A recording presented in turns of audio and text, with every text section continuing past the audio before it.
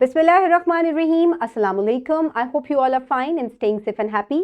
I am your social study teacher, Ms. Farheen, and I welcome you all to your social study class. My dear students, as you know that we are on unit number 5, that is geography, and I am teaching you its first part. Today is lecture number 7 of this part, in which we will discuss about different types of scales that we have in the map. So my dear students, let's quickly move forward towards the recap of the previous lecture. So quickly tell me, the lines of latitude, हमने lines of latitude और longitudes के बारे में पढ़ा था, और हमने उससे grid referencing पढ़ी कि किस तरीके से हम एक किसी भी जगह को locate कर सकते हैं on the map through the grid referencing. So my dear students, now let's quickly move forward towards an activity. So name the 5 essential features of the map. So my dear students, इस map के essential features जल्दी से ज़रा revise करें, जो कि हमने may be first lecture में पढ़ा था कि कौन से एसेंशियल फीचर्स होते हैं एक मैप के जो आपको मैप रीडिंग में हेल्प आउट करते हैं. So that is border, very good, orientation, legend, title and scale. So my dear students, these are the 5 different elements of the map. So इसी में से हम आज एक एलिमेंट को, विच इज द स्केल. क्या आपने सोचा था कभी कि ये जो स्केल है ये किस लिए यूज होता है? और बेसिकली बिल्कुल ऐसा ही है कि ये मुख्तलिफ डिस्टेंसेस जो हैं उनको मैप के ऊपर शो करता है. तो किस तरीके से ये हमें फाइंड आउट करने में मदद देता है कि एक इतना बड़ा रकबा, यानी कि ये पूरी दुनिया का जो रकबा है, आप इसको एक पूरे पेपर के ऊपर या एक छोटे से ग्लोब के ऊपर जो है वो शो कर सकते हैं. इसी के लिए जो है वो स्केल्स जो है वो यूज होते हैं, और आज हमने उन्हीं के बारे में पढ़ना है. So my dear students, in today's lecture the students will be able to define scales in reading maps and their types with the help of diagrams. So my dear students, let's quickly move forward. So refresh your knowledge. You have read about almost all the essential features of the map, that is bolts. What is the use of scale in the map? So map में scale का क्या काम होता है? ये आपको exact कितने area पे एक जगह मौजूद है, आपको ये उसके बारे में बताता है कि उसका एग्जैक्ट एरिया जो है वो कितना है. आपको वो पेपर के ऊपर, on a piece of paper, आप उस जगह को इतना छोटा सा बनाकर बता सकते हैं कि ये जो इतने किलोमीटर्स हैं, हमने उनको इतने इंचेस में या सेंटीमीटर्स में जो है वो यहाँ शो किया है. तो इस तरीके से स्केलिंग यूज होती है, यानी कि आप एक बड़ी चीज को जब छोटा करके उसको कन्वर्ट करते हैं तो that is a scale basically. तो इसी स्केल को हम बड़ी बड़ी जगहों को जो है एक छोटी सी जगह के अंदर जो है वो कैद करके बता सकते हैं कि this is the map of this place. Okay, my dear students, so now let's quickly move forward towards the Islamic perspective. So it is he who has made the earth a cradle for you and has traced out for you ways therein. So my dear students, quickly open page number 71 in your social 5 books. I hope everybody has opened the page. So now let's start the reading. Put your fingers where I will read. Scales used in reading maps. The graphical representation of earth or a portion of earth is called map. So my dear students, basically graphical representation, ठीक है, pictorial representation या कोई drawn representation जो होती है जिसको आप draw कर सकते हैं, that is called a map. So आप एक दुनिया के बड़े से रकबे को जब एक पेपर के ऊपर draw करके दिखाते हैं तो वो उसकी graphical representation होती है. Maps are compressed versions of actual earth on a piece of paper. So my dear students, ये दुनिया इतनी बड़ी है, इतनी huge है, और आप इसको बिल्कुल छोटा सा करके किसी भी एक पेपर के ऊपर, एक पीस ऑफ पेपर के ऊपर जो है वो ड्रॉ कर लेते हैं, and that is called a map. और इसको हम कहते हैं स्मॉल और compressed form of any place.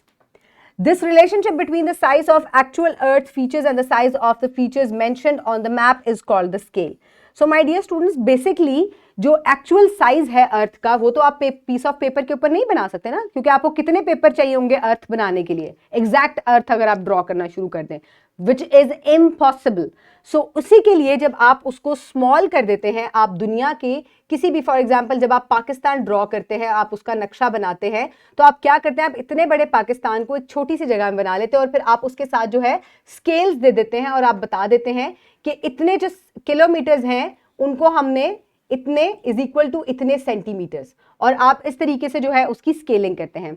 The scale mention on the map is the compression of the direct measurement of the distance mention on the map with the actual distance on the ground. So जो actual distance होता है जो कि कई feet या कई 1000 kilometres हो सकता है, आप उसको स्क्वीज या कंप्रेस करके एक छोटी सी जगह में बता देते हैं कि ये इतने सेंटीमीटर्स या इतने इंचेस में जो है हमने इस जगह को इक्वलेंट टू इतने 1000 किलोमीटर जो है वो हमने यहाँ पे ड्रॉ करके दिखा दिया है। समझ में आई आपको मेरी बात? Okay, so here you can see a scale is a statement of the relationship between distance and the map and the distance in the real life। यानी कि ओरिजिनल डिस्टेंस और एक पेपर पे ड्रॉन डिस्टेंस जो है उसके relationship को हम स्केल कहते हैं। A drawing that is made according to the scale will be an exact copy of the real object but will be smaller or larger than the real object। So my dear students, for example, एक जगह का distance जो है वो 2000 kilometre है आपके map के ऊपर, ठीक है। ये डिस्टेंस जो है से let's say it is 2000 kilometres. अब क्या आप ये 2000 किलोमीटर लंबी लाइन ड्रॉ कर सकते हैं? No, you can not. So आप ये कहेंगे कि this line is 20 centimetres which is equal to 2000 kilometres. So इस तरीके से आप स्केलिंग को स्क्वीज या कंप्रेस कर देते हैं एक्चुअल जो बड़ी चीज होती है उसको एक पेपर के ऊपर। So my dear students, there are different types of scales। 3 तरह के scales हैं। One is bar scale, lexical scale and fractional scale।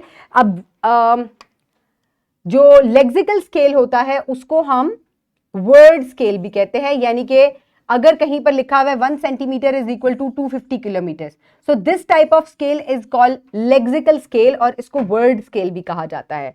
And if there is a linear scale drawn like this, यानी कि एक drawing है scale की, उसको हम लीनियर स्केल या बार स्केल भी कहते हैं।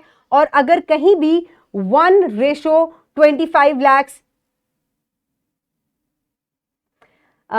यानी कि फॉर एग्जाम्पल 1:25 lakhs कहीं पर लिखा हुआ है तो ये रिप्रेजेंटेटिव स्केल होता है या इसको फ्रैक्शनल स्केल भी कहा जाता है। तो ये मुख्तलिफ तरह के स्केल्स हैं जो कि यूज होते हैं।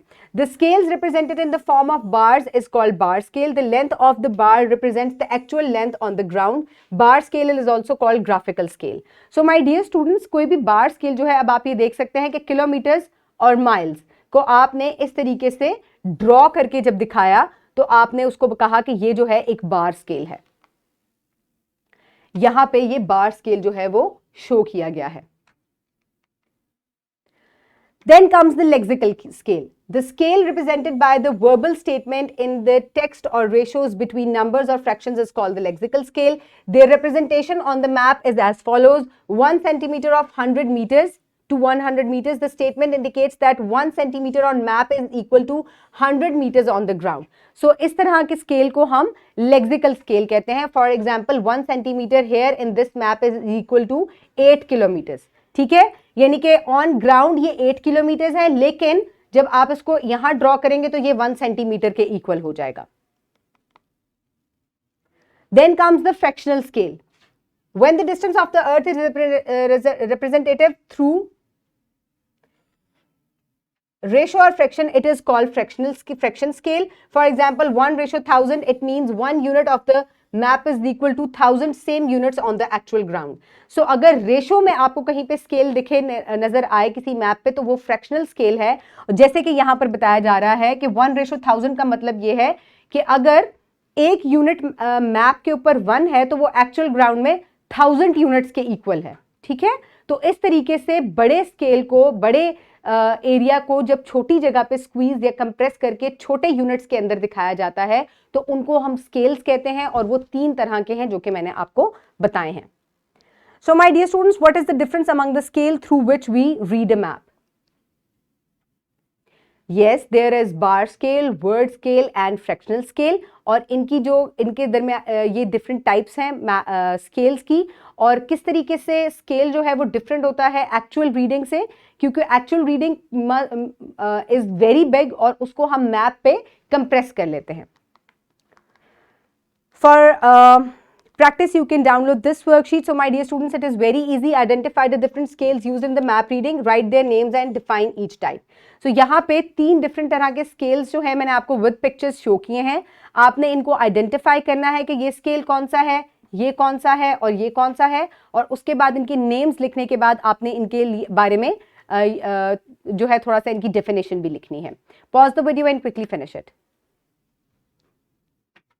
I hope everybody has done it. So my dear students, now let's quickly move forward towards the home activity.